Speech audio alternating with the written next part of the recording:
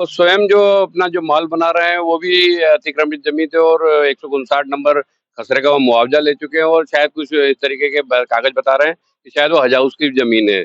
यह विषय टीएनसी को स्वयं संज्ञान लेना चाहिए कि जो ये निर्माण चल रहा है और जो ये नक्शा पास हुआ है, उसमें ज़रूर कहीं न कहीं कुछ न कुछ हेरा-फेरी की गई है खसरा नंबरों में। कितने लोग हैं तकरीबन? 5 लोग। 5 लोग हैं। क्या इनके ऊपर पूर्व में भी मुकदमे दर्ज थे? पूर्व में सर इनके ऊपर व्यापम घोटाले का मुकदमा दर्ज हुआ, बहुत बड़ा मुकदमा है ये बहुत तो। बड़ा मुकदमा दर्ज हुआ था। 40 के लगभग शासकीय अधिकारी वो सारे लोग किसी न किसी एक्सीडेंट का शिकार होकर और मृत्यु को प्राप्त हो गए। सटीक खबरों का सीधा असर। आप देख रहे हैं एनसीआर समाचार, सच्ची और पक्की खबरें। मैं हूं देवराम ठाकुर और आप देख रहे हैं मेरे साथ एनसीआर समाचार। इस वक्त मध्य प्रदेश के इंदौर में हूं, अरविंदो हॉस्पिटल के सामने। और मध्य प्रदेश के इंदौर में सबसे बड़ा घोटाला जो चल रहा है भू माफियाओं का। और यहाँ पर भू माफियाओं के कुछ जो जमीनें हैं वो भू माफिया जमीन खा गए हैं। इसी वक्त हमारे साथ में है दिलीप माटा जी, बताएंगे हमें कि माटा जी किस प्रकार से जो जमीन का मसला यहाँ पर चल रहा है। ये पिछले 2 साल से मेरे संज्ञान में आया था, ये मेरे बहुत पुराने परिचित हैं राजेश तिवारी जी, उन्होंने बताया कि 158 की मेरे पास 28,820 स्क्वायर फीट की बाकायदा लिखा पड़ी है, उसके बावजूद भी ये भंडारी जी द्वारा जो माल बनाया जा रहा है, उसको लेके ज़बरदस्ती मेरी ज़मीन पे कब्ज़ा किया जा रहा है और स्वयं जो अपना जो माल बना रहे हैं, वो भी अतिक्रमित ज़मीन थे और 159 नंबर खसरे का वो मुआवज़ा ले चुके हैं और शायद कुछ इस तरीके के ब कागज़ बता रहे हैं कि शायद वो हज हाउस की ज़मीन है। यह विषय टीएनसी को स्वयं संज्ञान लेना चाहिए कि जो ये निर्माण चल रहा है और जो ये नक्शा पास हुआ है, उसमें ज़रूर कहीं न कहीं कुछ न कुछ हेरा-फेरी की गई है खसरा नंबरों में। अ, कौन लोग हैं ये और किसकी जमीन है ये? ये बता रहे हैं अरविंदो हॉस्पिटल के जो संचालक है भंडारी जी, उनकी ज़मीन है और उनके द्वारा यह माल का निर्माण यहाँ पर किया जा रहा है और शिकायतकर्ता राजेश तिवारी जी हैं, जिनकी ज़मीन पे पहले पतरे भी अवैध रूप से लगा के और इनका आने-जाने का रास्ता बंद कर दिया गया था, जो कि मैंने स्वयं यहाँ पे थाने पे शिकायत और सीएम हेल्पलाइन पे शिकायत को मद्देनज़र रखते हुए स्वयं आके यहाँ पे पतरे मैंने हटवाए थे। क्या इन पे पहले भी मुकदमे दर्ज थे? देखिए, अगर ये इनके पुराने मुकदमे और पुरानी चीज़ों की अगर बात करूँ, तो उसके लिए मैं सिर्फ़ एक ही लाइन कहना चाहूँगा कि जिनके घर खुद के शीशों के होते हैं, वो दूसरों पे पत्थर नहीं फेंकते हैं। उनको ध्यान रखना चाहिए कि इस तरह के छोटे से विषय को लेके शिकायत को जल्द से जल्द निराकरण करके गरीब लोगों का हक ना मारते हुए स्वयं अपना जिएँ, उनको दूसरों को भी जीने दें, खुद जिएँ, औरों को भी जीने दें। क्या व्यापम घोटाले में भी इनका नाम था? ये तो शहर पूरे इंदौर शहर को मालूम है, मैं कि इंदौर की जनता को कौन बता दूँगा, मैं आईना दिखाने वाला कौन होता हूँ इतने बड़े आदमी को। तो देखा आपने कि किस तरीके से भूमाफिया जो है इस आलीशान जो ज़मीन है, इस ज़मीन पर पूरा आलीशान जो है कि मल्टी खड़ी कर दी गई है। और मैं कैमरामैन से एक बार कहूँगा कि जो पीछे ज़मीन है, जो मल्टी बनी गई है, उसको ज़मीन को दिखाएँ। जो मेरे पीछे मल्टी बन रही है, उस मल्टी को दिखाएँ कि भूमाफिया इसको किस कदर निगल गए हैं कि यहाँ पर जो एक गरीब परिवार की ज़मीन थी, उसको पूरा ही निगल गए हैं। है किन लोगों को लेकर चल रहा है और क्या मसला है ये? मैं राजेश तिवारी हूँ और ये जमीन जो है 158 नंबर की मेरे पास में रजिस्ट्री की जमीन है। और मेरी जमीन के ऊपर ये जो अवैधानिक निर्माण कर रहे हैं डॉक्टर विनोद कुमार भंडारी हैं, मंजू भंडारी है, अभय पोखरना है, अनिल पोखरना है। और ये जो जमीन है ये मेरी ये 40 फीट आगे कर दी है। पूरे नीचे वाली जो जमीन दिख रही हाँ, है यहाँ तक ये जी जी।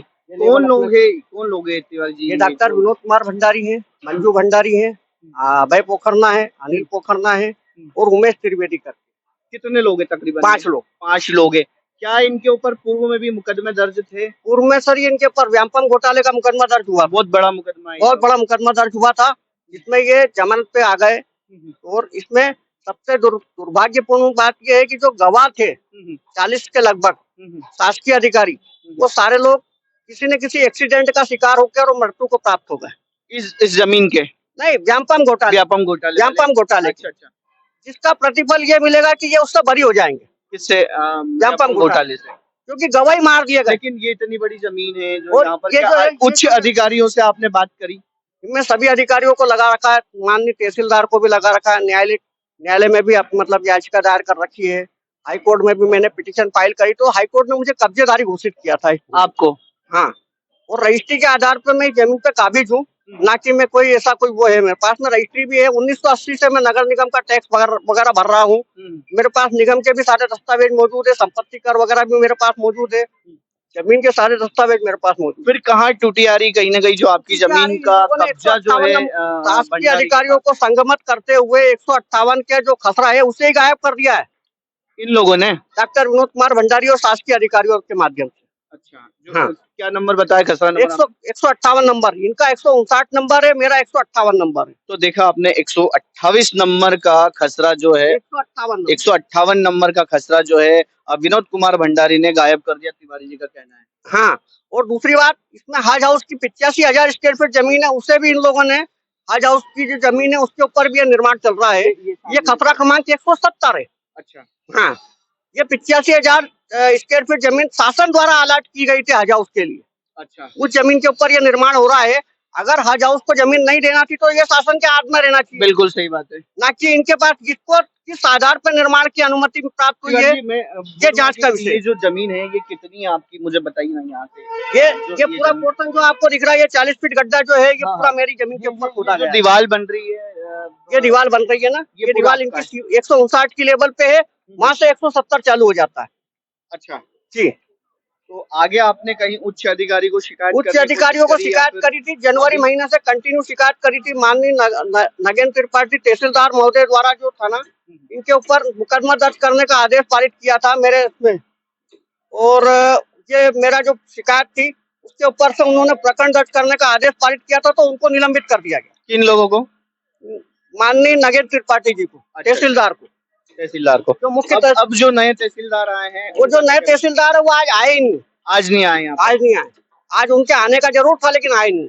अभी आपका क्या सीमांकन हो रहा है? अभी वापस डबल सीमांकन का उन्होंने, अभी वो बोल रहे हैं हम मशीन लगा रहे हैं। मशीन लगा रहे हैं जी। अभी नए तहसीलदार आए, नए तहसीलदार आए। 159 नंबर खसरे का मुआवजा लिया हुआ है। तो ये अनिल पोखरनाथ द्वारा भी 159 नंबर खसरे का पूरे का मुआवजा ले रखा है।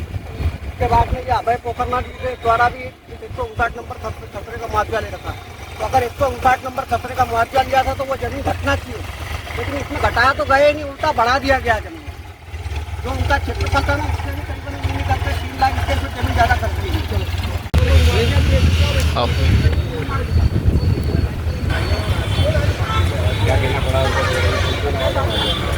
गाड़ी में केवल कुमार साहब आए थे,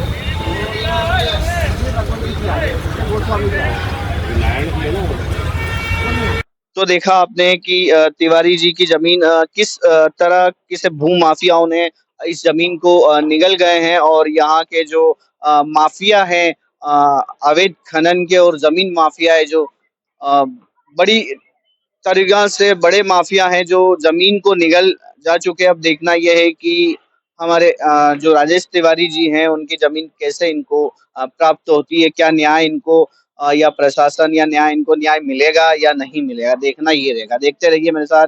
एनसीआर समाचार, देवराम ठाकुर, इंदौर, मध्य प्रदेश।